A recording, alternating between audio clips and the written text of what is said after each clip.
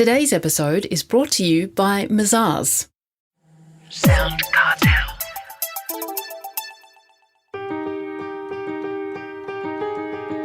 From SoundCartel, I'm Nicole Goodman, and this is Business Essentials Daily.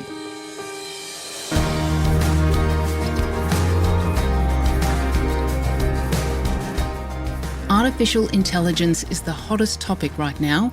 We hear that it's going to take over the world, take over people's jobs and even our businesses. But enough of the fear-mongering, insists customer service expert Barry Urquhart. AI tools are here to help you connect with your customers or clients and boost productivity. Learn to use them and you'll have an edge over your competitors. After all, as Barry explains to Chris Ashmore, AI is nothing new. We've been in the AI era since the 1960s, when there were mainframe computers occupying the entire basement of many buildings and corporate offices. And I think that's the sort of thing. You can't go down to a warehouse or a retail store and buy artificial intelligence because it's not there on the shelf. What we've got to do is to recalibrate exactly what we're talking about. Artificial intelligence is a concept. It's not necessarily a packaged product. And therefore, we've had the advantage of miniaturization, we've had computerization, we've had digitization, all of those type of situations. It's very much an integral part of our communication, our effectiveness and efficiency. But the problem is, the one thing that we've found in recent times, this insatiable desire for people to want to talk about and investing in artificial intelligence, they do. To a large extent, they rush out and they buy the capital equipment, the hardware. Where the deficiency occurs is the internal software, the capability of actually using the capacity. You can buy and outlay a lot of money getting artificial intelligence coming into the operations of a business, but where the ineffectiveness is there sub-optimizing the performance of the business is because the software, in short, the people, haven't got the skills to utilize what is available to them. And when people look back and reflect on it, there is a large amount of artificial intelligence that has been long-standing within businesses that have never been used or only been partially used. And all of a sudden it seems to be repackaged. And so it becomes generative AI. And they say, oh, we'll have some of that. Let's rush out and buy it. Not understanding, one, how to utilize it, and two, have they got the capacity and resources internally to be able to utilize it?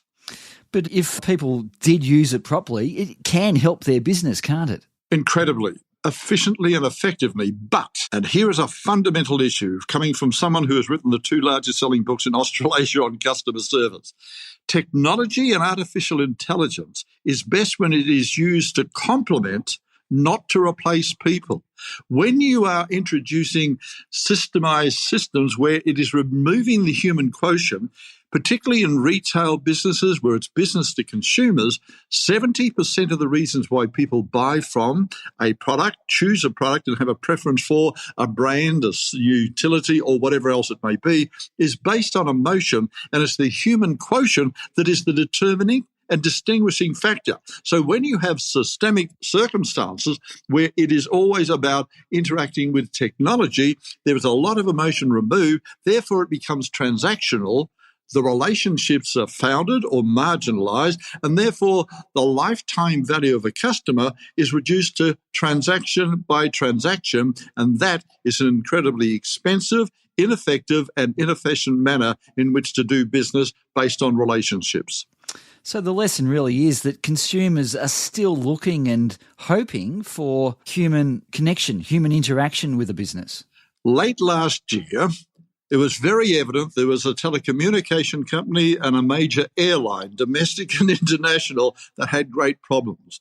When you sat back and looked at the analysis from the feedback from the consuming public, it all came down to two words: customer service. The lack of customer service was very apparent. They could have the systems, they could have all the software, they could have all their data retained in the cloud, but at the final analysis, it was the long queues, it was the absence of people, it was the kind of the delays, it was kind of the rage that was going on in aisles and on roadways and that sort of thing, is purely and simply because the system talks to the system, but it has very little nuance and sensitivity to the emotionalism of the consuming public.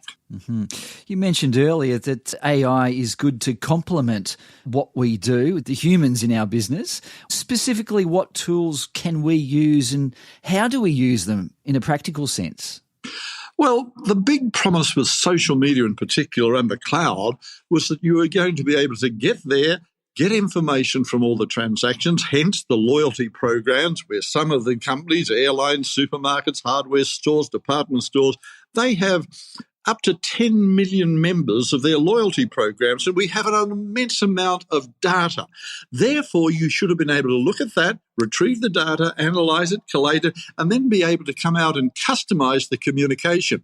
The promise of the cloud and big data was that we would be getting less communication, better targeted, understanding what our needs and aspirations were, determined by our past behavior. Therefore, a lot of the clutter in a communication environment in which we have too much communication, therefore scanning is incredibly important for consumers. It's called selective perception.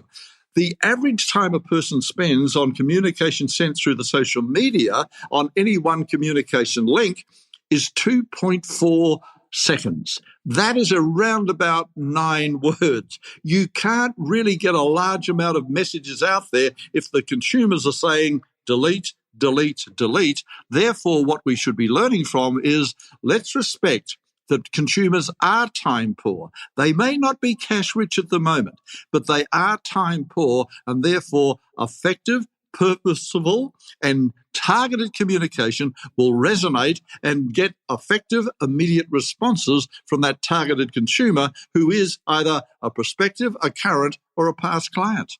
Are some of these new tools, and they come out all the time, are they a bit of a distraction, and should we therefore be considering our long-term strategy, our long-term planning? Many strategic plans lack one important ingredient, and that is to have a goal to plan. When you ask people how much of their time, money and resources are dedicated to strategic planning, they'll say, typically, around about 10%. Then ask the question, what 10%? And the answer is soberingly honest. Well, when we get round to it. So you've got to have a goal to plan, because contingency planning is we do this plan today for a 4, 5, 10 or 20-year horizon, but because things do change, plans need to change with them. And so they must be a dynamic force. Any final thoughts on AI? AI is not a new innovation. You could go back to the creation of the wheel, of the internal combustion engine, of aircraft, of Wilbur Wright and that type of situation. That's all part of artificial intelligence, technology and innovation. It's not an event, it's a progression. It's that sort of thing where you can no longer say, well, have I got a website or am I in social media? Today, bricks and mortar organizations and businesses cannot survive without the complementary multi-channel of communications being online and social. Exactly the same with artificial intelligence. This is not an add-on. It's an integral part of the operations of the systems, the style, and the people above all else. But you've got to utilize it very, very effectively. It's got to be integrated, and it has got to be very much foremost into your efficiency and operations, because as we go forward, the margins for error and the margins for profit are going to become wafer thin. And artificial intelligence can be a most effective way to increase the one thing that Australia is most efficient on at the moment, and that is productivity. Because you may not have a recession out there in 2024 throughout Australia, but when you go back to looking at what is our productivity per capita, we are in a recessionary mode. Exactly the same with productivity. We're not being as productive as what we have been in the past because we've got resources that we're not utilising. Therefore, first of all, before rushing out to expend money on new artificial intelligence, look at the internal resources that exist already, determine that you're utilising it effectively, improve that application, and then complement it with what now is newly available, and that could be generative AI. That was Barry Urquhart, Managing Director of Marketing Focus.